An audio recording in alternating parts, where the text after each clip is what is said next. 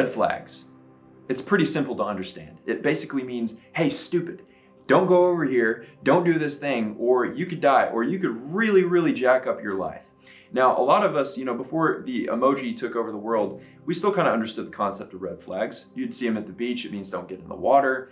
And, they exist for relationships, especially on TikTok. I mean, if you see this quality in a person, if they eat their cereal without milk, that's a red flag. You shouldn't date them.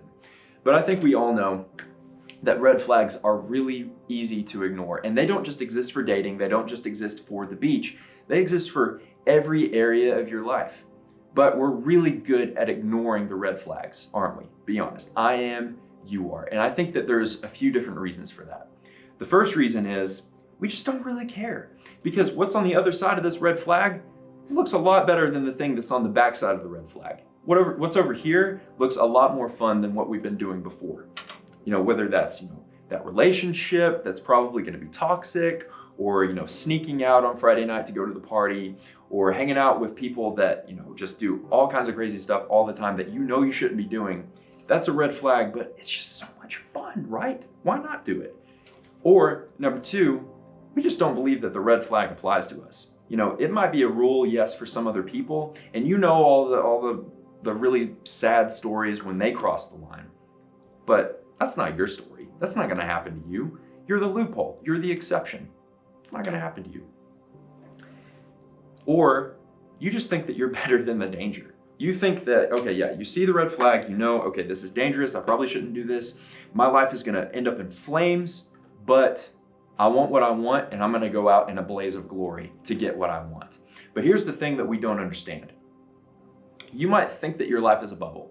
You might think that all your decisions only affect you, but really, it affects a whole lot of other people. The blast radius is huge. There's people all around you that you love and care about. How is that decision to go to the red flag, how is that decision to cross that line going to affect them? Do you really want to put that on them?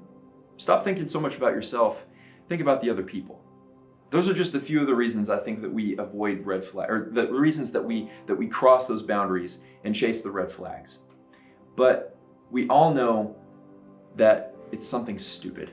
We all know that it's something that we should not do. And especially if we're a Jesus follower, if we want better, here is the question we should be asking. How can I keep from chasing after red flags again? Because we've all stared these in the face. We've all had things blow up in our face because we didn't pay attention to this. So how can we keep from doing it again? Well, there's a story in the Old Testament that's going to teach us that. And it's a story about a guy named Rehoboam. Probably never heard that name before, but you might know his dad. His dad was King Solomon, one of the wisest and wealthiest kings that Israel ever had in its history. And even more, his grandfather was King David. I mean, like David and Goliath, the guy that killed Goliath. That was this guy's grandfather. So the guy who wrote an entire book of the Bible, who was super, super wise, that's his dad. And then his grandfather is King David. This guy's got a huge family tree, big shoes to fill when he becomes king. So we're going to see how his story pans out. And the story goes like this. The whole assembly of Israel went to Rehoboam and said to him, "Your father put a heavy yoke on us, but now lighten the harsh labor and the heavy yoke that he put on us, and we will serve you." He's approached by his people with a request. Solomon was a really harsh king, and the people just wanted a break. They wanted some rest from all the hard work they were doing. And Rehoboam, he thinks about this, and he answers, "Go away for 3 days, and then come back to me." So the people went away. That's a pretty good idea. I mean, that's a solid thing to do. Usually if somebody asks you for a big decision, do you want to date me, or do you want to go to the party on Friday night? Most of the time, or maybe you want to try out for the team. Most of the time we take a step back and we're like, let me think about that. That's a really good and wise thing to do. So here's what Rehoboam does. He goes and he consulted the elders who had served his father Solomon during his lifetime. "How would you advise me to answer these people?" he asked.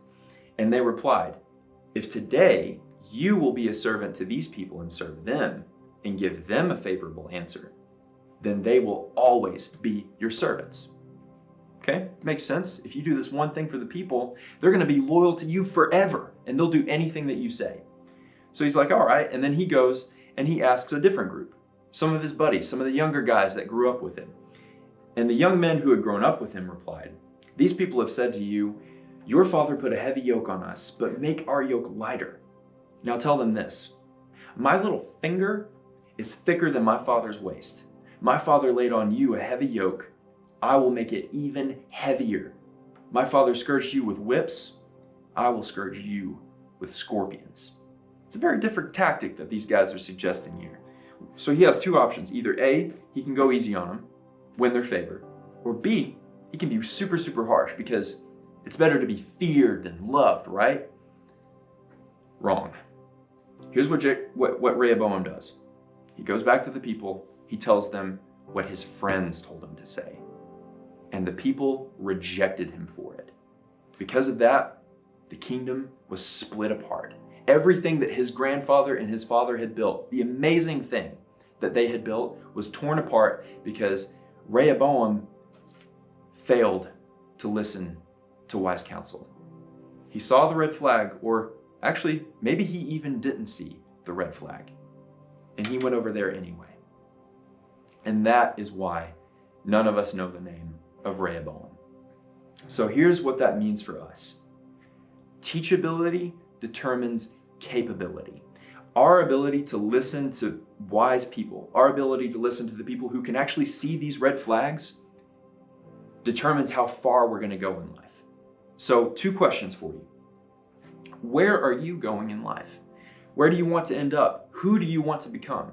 If you want to be an amazing athlete, a 4.0 student, or have a great relationship with your boyfriend or girlfriend, if you just want to be a better Jesus follower, if that's where you want to go, that is going to determine the red flags that you put up in your life. Rehoboam wanted to be a great king, but he failed to put up the red flags that would keep him from making decisions that would ruin the kingdom. And because of that, he ruined the kingdom. So where you want to go will determine the red flags that you put up in your life. So what are some of the red flags for you?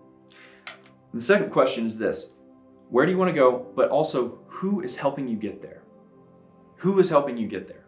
All amazing stories that have a hero at the center always have someone that is coaching them and teaching them to do the great things that they were meant to do. People who have been there and done that, who can see these red flags and help the hero identify them. So think about people in your life. Think about your small group leader or your pastor or a friend who has a parent who gives really, really good advice. Find people that will do that for you and ask them. They will go to war for you because they're actually for you. They want you to be better, just like the elders, just like the people that Rehoboam should have listened to. So don't end up like Rehoboam. Don't let anyone forget your name, your legacy, because God has great things planned for you. All you have to do, identify the red flags, find someone who can help you, and then listen to them. And I promise you, you will be the better for it.